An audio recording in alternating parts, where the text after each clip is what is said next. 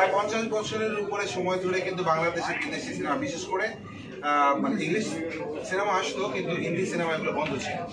তো আমরা কিভাবে আনতে পেরেছি, বাংলাদেশ গভর্নমেন্ট পারমিশন দেওয়ার পরেই কিন্তু আমরা আনতে পেরেছি এবং আমরা প্রদর্শন করেছি, মানুষ দেখেছে এবং ব্যাক টু ব্যাক অনেকগুলো সিনেমা আপনারা জানেন, 5-6টা সিনেমা এসেছে।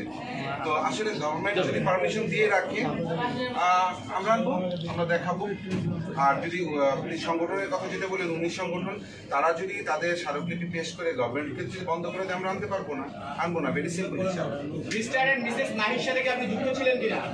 মিস্টার এন্ড মিসেস মাহি যেটা, সেটা হচ্ছে আমাদের জানেন যে আমরা একটা কম্বাইন্ডলি মানে বিজনেসটা করছি, বিশেষ করে ইম্পোর্ট বিজনেসটা। সেই ক্ষেত্রে আমাদের আরো 2-3 জন পার্টনার আছে ডিস্ট্রিবিউশন, ইম্পোর্ট অ্যান্ড বিভিন্ন সেক্টরে। তো আমিও এটার সাথে কিছুটা যুক্ত আছি। আচ্ছা, যুক্ত আছেন যেহেতু একটা কথা বলতেই চাই, সিনেপ্লেক্সে মুভিটা 2 তারিখে মুক্তি হয়েছে, কিন্তু অন্যান্য 26টা প্রেক্ষাগৃহে এটা মুক্তি পেয়েছে।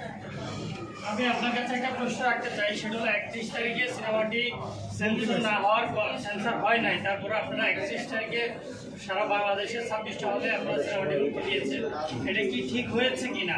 আরেকটি বিষয়, সেন্সর হওয়ার আগে কিভাবে আপনাদের কি এমন ক্ষমতা রয়েছে, কোন ক্ষমতার বলে আপনারা সেন্সর হওয়ার আগে সিনেমা হলে সিনেমাটি মুক্তি দিয়েছেন?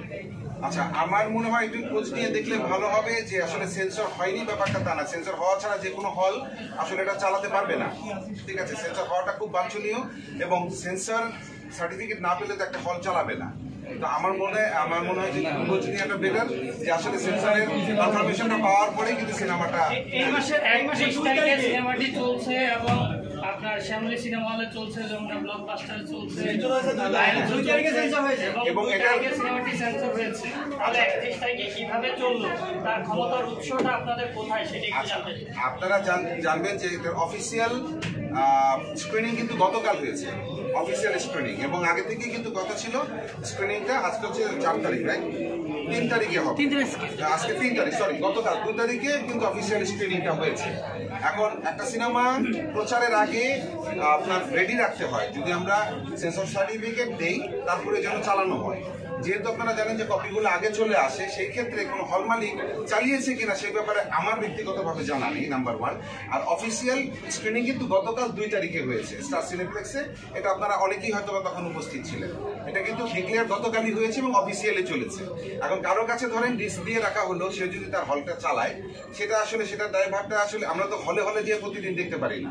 আমাদের কিন্তু কনফার্মেশন দেওয়া আছে, সেন্সর সার্টিফিকেট পাবো, তারপরে আমরা অফিসিয়াল স্ক্রিনিংটা করবো, যেটা গতকাল হয়েছে।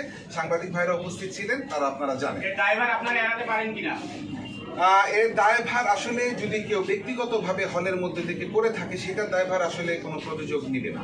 পরবর্তী সিনেমার ক্ষেত্রে তাদের কাছে যাওয়ার ক্ষেত্রে সেক্ষেত্রে কি ব্যবস্থা নেবেন? অবশ্যই সেটা, যেগুলা যদি যেহেতু এর একটা কমপ্লেন এসছে, এই কমপ্লেনটার ব্যাপারে আমাদের অবশ্যই সজাগ থাকতে হবে এবং সেটার ব্যাপারে প্রয়োজনে আমরা তাদের কাছ থেকে লিখিত নিব।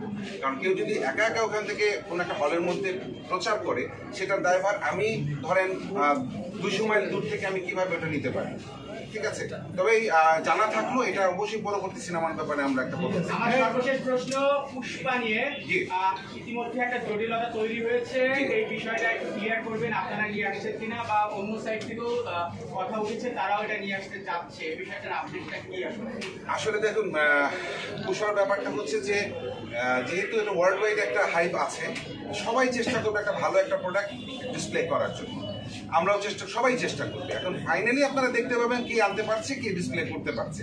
আমি সবসময় একটা জিনিস বলি, আমি কিন্তু আনার আগের দিনও কখনো ডিক্লেয়ার দিন আমি এটা আনছি কিংবা কিছু করছি। আমি আনার পরে যখন আমার সেন্সর সার্টিফিকেট আমি হাতে পাই, তারপরে আমার ডিক্লারেশনটা আসে। তো চেষ্টা সবাই করছে, কে ডিসপ্লে করতে পারছে, কে এজেন্সি নিয়ে আসতে পারছে, সেটা ইনশাল্লাহ আমরা সংবাদ সম্মেলন করে সবাইকে ডেকে দেব। আপনি অ্যাসিওর করছেন পুষ্পা আসছে বাংলাদেশে? যদি কোনো সরকারি জটিলতা না থাকে, যদি ওই যে 19 সংগঠনের, আমরা একটা জিনিস সবসময় খেয়াল রাখি, যে কোনো সিনেমা মুক্তি দেওয়ার ক্ষেত্রে ওই সময় বাংলাদেশের কোনো সিনেমা আছে কিনা, ওই সময় বাংলাদেশে কোনো যে কোনো ছোট বাজেট বড় বাজেট যেটাই হোক সিনেমা আছে কিনা, সেই সিনেমাটা ক্ষতিগ্রস্ত হবে কিনা। যদি এরকম কোনো সিনেমা থাকে, তার আমরা কিন্তু মাঝখানে দেখেন অনেকগুলো স্টেপ নিয়ে নিই, কারণ অনেকগুলো, যেমন রোজারিতে অনেকগুলো সিনেমা ছিল যেটা কিন্তু প্রথমভাবে রিলিজ দিতে পারেনি, তার পরবর্তী রোজার ঈদের পরেও রিলিজ দেওয়া হয়েছে, যে কারণে কিন্তু মাঝখানে আমরা অনেকগুলো সিনেমা আমরা আনি না।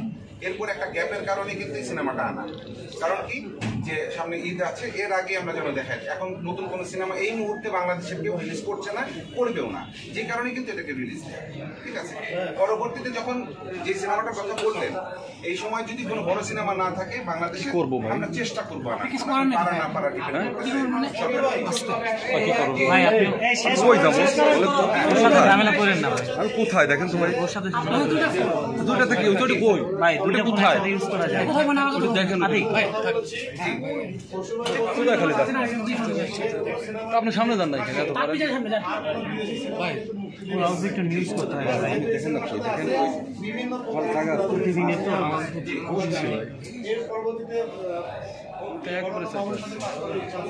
ভাই যে কোনো আসলে নেগেটিভ ব্যাপার ব্যক্তির দায় ব্যক্তির। যখন একটা প্রতিষ্ঠান কাজ করে, যেমন আপনি নিউজ করছেন, নিউজটা কিন্তু শুধু আপনার ব্যাপার না, আপনার সাথে আপনার এডিটর আছে থেকে শুরু করে অনেকে জড়িত। মানে আমাদের ব্যক্তির দায় ব্যক্তি নিয়ে, ঠিক আছে, কিন্তু প্রতিষ্ঠানের দায় প্রতিষ্ঠান যখন সামগ্রিকভাবে একটা প্রতিষ্ঠান করবে তখন সেটা দায় আমি নিতে পারি, কিন্তু ব্যক্তি একজনের দায়িত্ব আমি নিব না, আমরা কেউই নিব না।